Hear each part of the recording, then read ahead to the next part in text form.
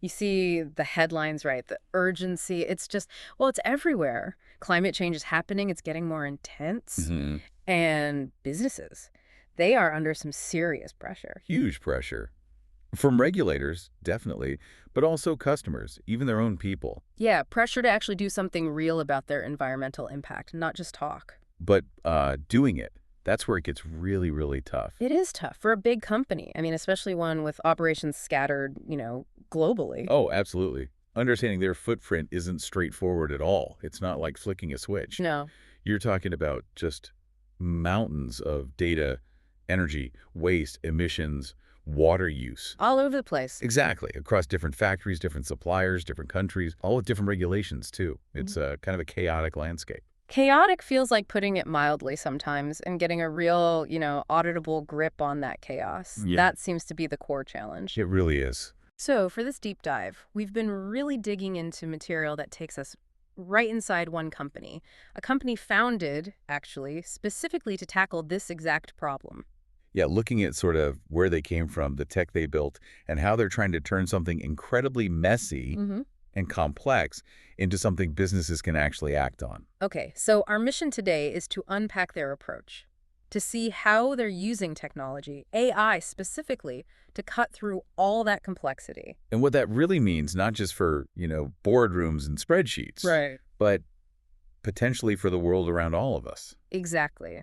Let's dive in. Okay, so let's rewind a bit. Think back to, say, 2021.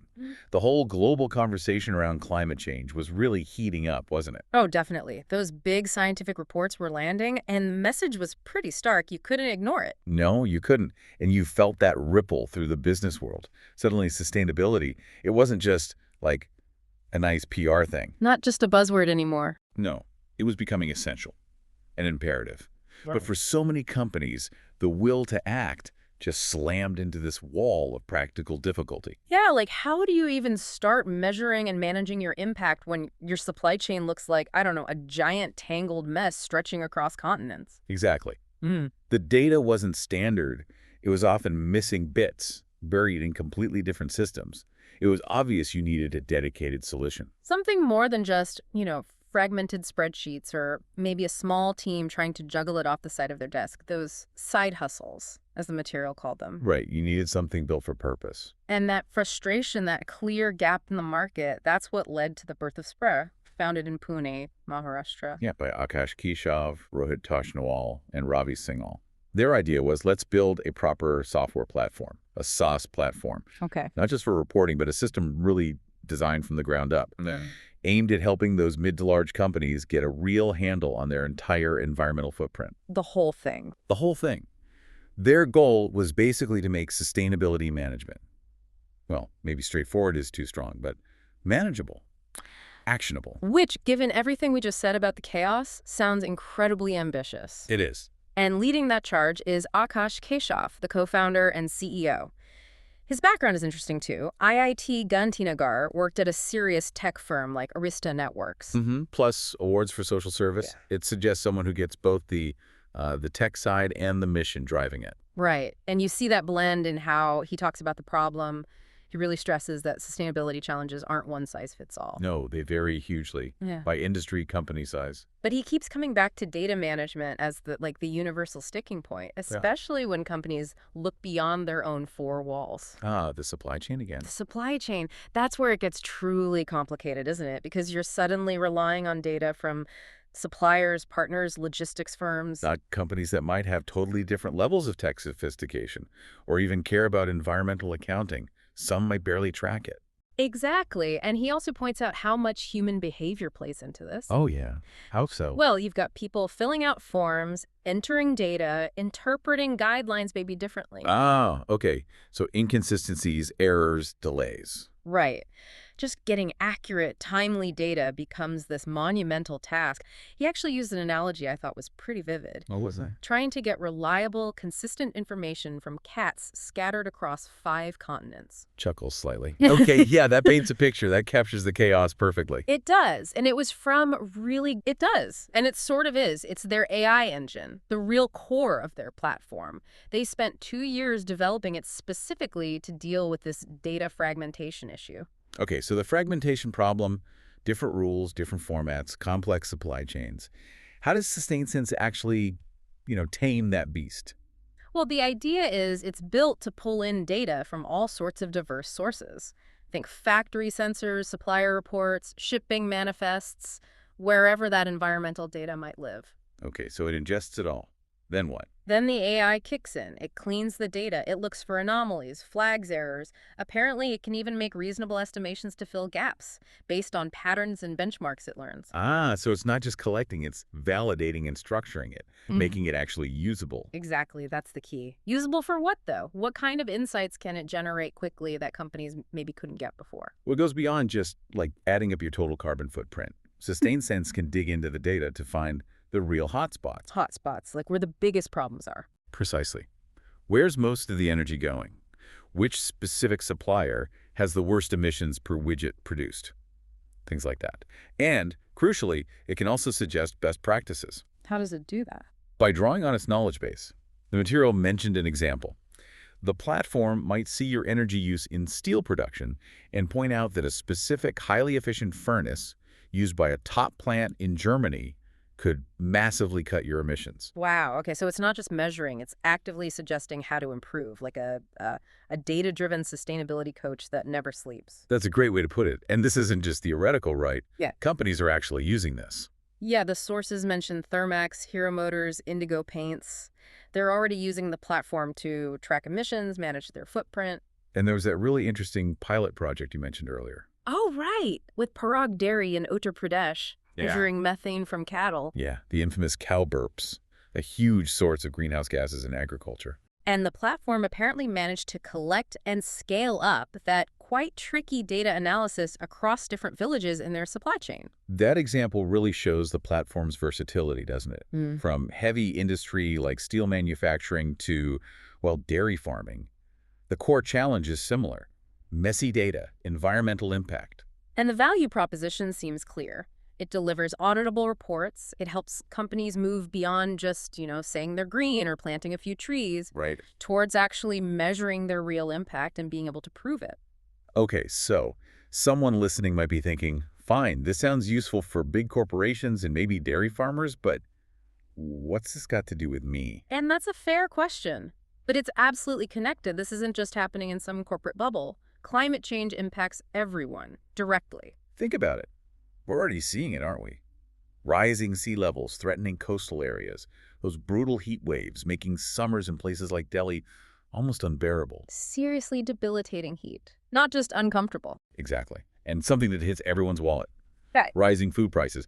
That's linked too. And that connects straight back to agriculture, which is so fundamental, especially here in India. The economic survey, the 2023-24 one, really highlighted its importance for growth. But also its significant environmental footprint. It's a big piece of the emissions puzzle. Right. You've got methane from rice paddies, nitrous oxide from fertilizers, energy for irrigation. It all adds up. And this is where Sprih's work in the agricultural sector becomes relevant to, well, your dinner table and the air you breathe. How so? Their platform helps agribusinesses track emissions tied to very specific farming practices, Like what? like water usage in growing rice, for example. Hmm. Turns out, if fields are flooded excessively, it produces more methane. Ah, okay. So by providing data on water use, the platform can help identify ways to reduce it. That cuts methane and saves water, which is obviously critical. And the benefit isn't just environmental, right? It flows back to the farmers or the agribusinesses. Potentially, yes. These data-driven practices can help cut environmental impact, hopefully without reducing crop yields. And interestingly, it can even help connect them to things like carbon credit programs. So making sustainable practices financially rewarding. Exactly. It makes sustainability less abstract, more practical, measurable, and potentially profitable, right down at the farm level. That's really key if you want widespread change. Okay, so they've built this powerful engine here in India. They've proven it works across different sectors here. What's next? Going global. Seems like it. Their strategy is pretty explicit. Build in India, sell globally. And they're not wasting time. As of March this year, 2025, they apparently already had customers in the US and were actively pushing into Europe. Right, and managing the Middle East market from their base in India, which is interesting. It is. And their approach to going global seems smart too. They know they need local expertise. Yeah, they're hiring people on the ground in the US and Europe, people who understand those specific markets, the local regulations, which, as we said, are super complex and different everywhere. While keeping the core R&D, the product development, right here in India, leveraging that talent. Makes sense. And the timing for this global expansion seems, well, pretty good.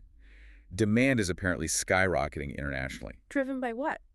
Big policy pushes, mainly. Yeah. Like the EU's Green Deal. That's forcing thousands of European companies to get really serious about environmental reporting and performance fast. Right, creating a huge market need. Exactly. And also, things like diversification efforts in the Middle East are opening doors for climate tech solutions there, too. They have ambitious targets aiming for over 10 U.S. customers and more in Europe by the end of this year. Wow. But the demand seems to be there. The tailwinds look strong.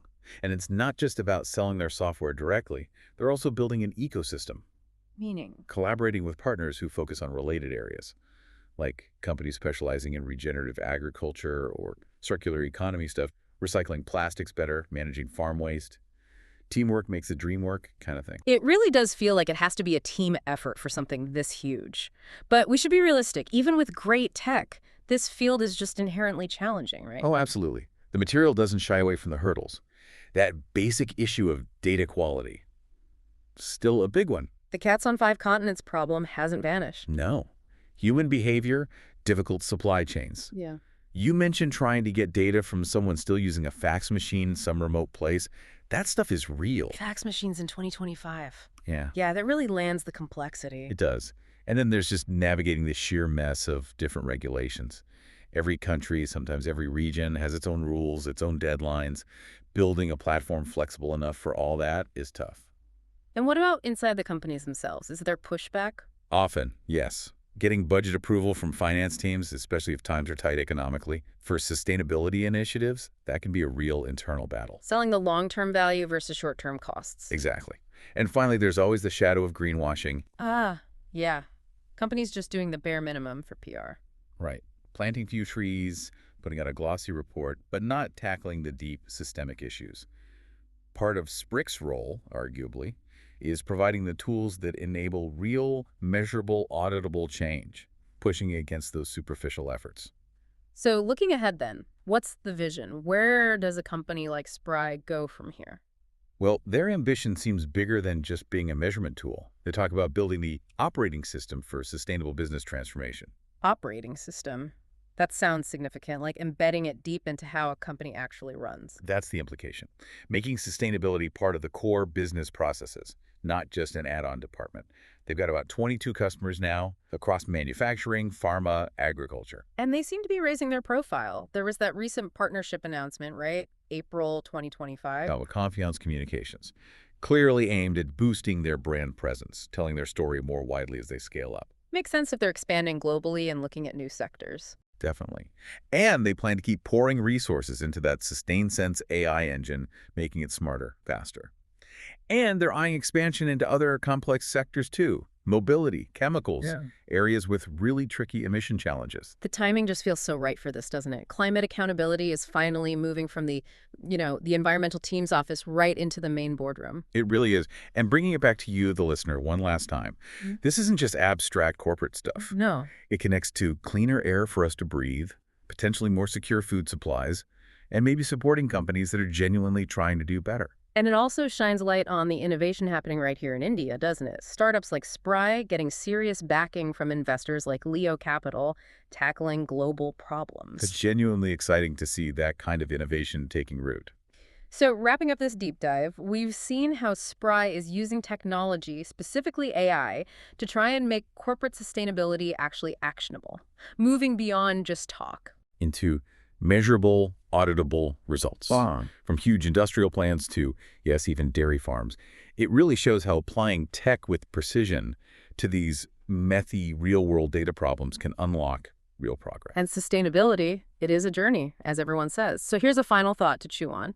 If AI and a really granular data can help these massive complex businesses figure out exactly where and how they impact the planet, allowing them to be incredibly precise in reducing that impact. Hmm. What does that potential for precision, that data-driven understanding, mean for how you might think about understanding and maybe reducing your own impact? Something to ponder, perhaps. Definitely something to think about as this whole journey unfolds.